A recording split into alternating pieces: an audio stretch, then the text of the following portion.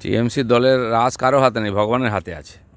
যতদিন চলছে চলছে, যেদিন শেষ হয়ে যাবে চলে যাবে।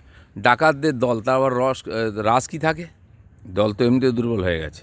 যত চোর ডাকাত নিয়ে যদি আপনি রাজনীতি করেন, মানুষ সুযোগ পেলেই ছুঁড়ে ফেলে দেবে। উনি যতই বাঁচাবার চেষ্টা করুন, বাঁচাতে পারবেন না, এবং বাকিগুলোও ভেতরে যাবে যারা একদিন লুটপাট করেছে।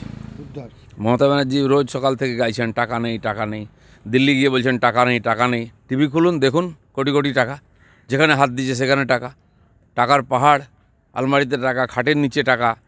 টাকা নেই বলছেন? টাকা তো আপনার লোকেদের বাড়িতে আছে। হ্যাঁ, গরিব লোকের হাতে টাকা নেই, কেনা বেচা হচ্ছে না, বাজার করতে পারছে না, ছেলে মেয়েকে পড়াতে পারছে না, চিকিৎসা করাতে পারছে না, সব টাকা টিএমসি নেতাদের বাড়িতে।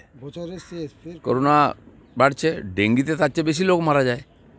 করোনা আবার বাড়ছে, অনেকে বলছেন নতুন ভেরিয়েন্ট এসছে, যারা এক্সপার্ট তারা বলতে পারবেন, ডাক্তারবাবুরা। এ ব্যাপারে সতর্ক থাকা উচিত সবার। আর কী ধরনের সতর্কতা নেওয়া উচিত এটাও সবাইকে জানানো উচিত। সাধারণত শীতের সময়, ঠান্ডার সময় বলে করোনা হয় না, আমরা বুঝতে পারছি না কী এটা সত্যি করোনা, না হলে কিছু হলেই অজানা জ্বর বলে চালিয়ে দেয় এখানকার সরকার। সত্যি সত্যি কি এটা জেনে সাধারণ মানুষকে সতর্ক করা উচিত। কলকাতা ইনকাম ট্যাক্সে হানা, কলকাতা জুড়ে কী বলবো? সারা ভারতবর্ষে হচ্ছে।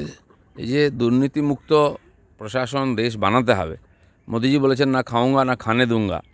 যেখানে দুর্নীতি, যেখানে অবৈধ কালো টাকা, এসব উদ্ধার হবে। কেউ বাঁচবে না, সে প্রশাসনে হোক, সে রাজনীতিতে হোক, সে ব্যবসায়ী হোক, কারো অন্যায় করা, লুট করার অধিকার নেই।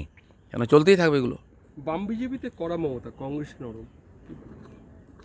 এখন ওনারা ঠিক করতে পারছেন না কাকে সঙ্গে নেবেন, কাকে ফেলবেন। বিজেপির বিরুদ্ধে সবাই এখন, তাহলে তো ভালোই হবে, লোকে বুঝতে পারবে কারা চোর, তাহলে সেভাবেই ভোট হবে। আমরা চাইছি এ সমস্ত চুরি করেছে যারা, এতদিন দেশকে লুট করেছে যারা, যারা এইখানে দেশে ধর্মের নামে দাঙ্গা বাঁধাচ্ছে, এ সমস্ত শক্তি একদিকে হয়ে যাক, আর রাষ্ট্রবাদী শক্তি বিজেপি একদিকে হয়ে যাবে। ডায়মন্ড হারবারে রেকর্ড সংখ্যক বার্ধক্য ভাতা দিতে চলেছেন অভিষেক বন্দ্যোপাধ্যায়। উনি বলেছেন ডায়মন্ড হারবার মডেল একমাত্র ডায়মন্ড হারবারই আছে, আর কিছু নেই পশ্চিমবাংলায়। সেই জন্য ওখানে ফ্রিতে খাওয়ানো, বার্ধক্য ভাতা সবই সরকারের যা টাকা অন্যান্য জায়গার মানুষের অধিকারকে হরণ করে নিয়েছেন, ডায়মন্ড হারবার লোকেদেরকে দিয়ে তার ভোটটা ঠিক রাখতে চাইছেন। ডায়মন্ড হারবার লোকেদেরকে এত দিয়েও ওখানকার জীবনের কোনো উন্নয়ন হয়েছে কি? সাধারণ মানুষের ওখানে কাজকর্মের কী অবস্থা আছে, শিক্ষা স্বাস্থ্যের কী অবস্থা আছে?